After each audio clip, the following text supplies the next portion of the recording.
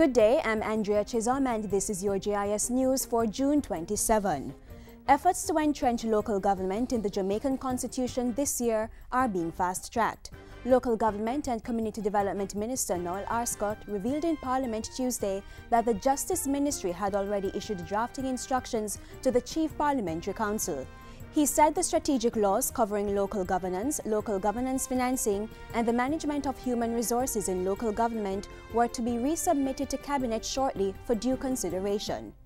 We are covenanting with the people to revitalize local governance in order to transform the relationship between citizens and government at the local level. We intend to enhance the capacity of local government institutions, including local authorities.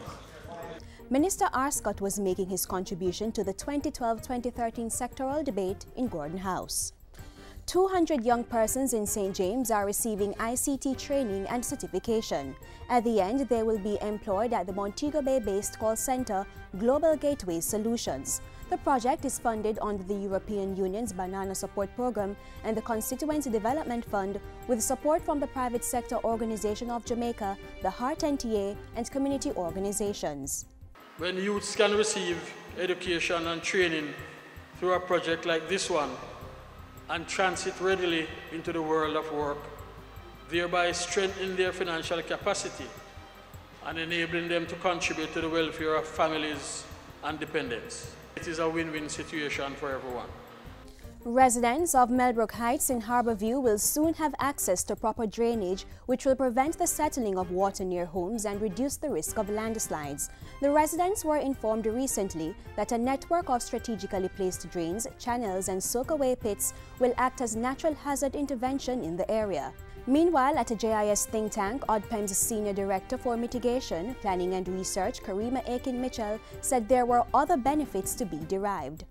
Because another part of the project involves rainwater harvesting systems for houses within the impact area. So there are a couple of houses that will be targeted. There may be strapping taking place of roof, guttering and so on, and procurement of black tanks. Melbrook Heights is one of 2 communities benefiting from the community-based landslide risk reduction program this year, with work set to commence in August. Roughly $120 million will be spent in both communities, the second being Harbour Heights in East Rural St. Andrew. 2 other communities will receive similar support later in the program. Work begins this week on the Jacks River and Fontabelle bridges in St. Mary.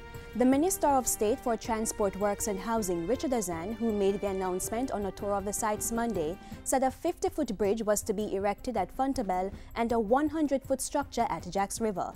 The minister indicated that the work would be accommodated under the Jamaica Development Infrastructure Program and was critical to maintaining access for the motoring and pedestrian public. Especially here, is a very dangerous spot as far as I understand that one, we're about to lose this bridge, and where we have the temporary route where when you have heavy rain, you really cannot cross that section of the footing. He said the work on both bridges should be completed in about 6 weeks and will include river training. And finally, 9 shipping containers have been retrofitted to work as classroom spaces and donated to the Caribbean Maritime Institute. The donation comes from the shipping and retrofitting firm Kingston Logistics Center. KLC's director, Charles Johnston, says the donation is in keeping with the company's commitment to being a good corporate citizen and meant to provide an efficient space that is conducive to learning.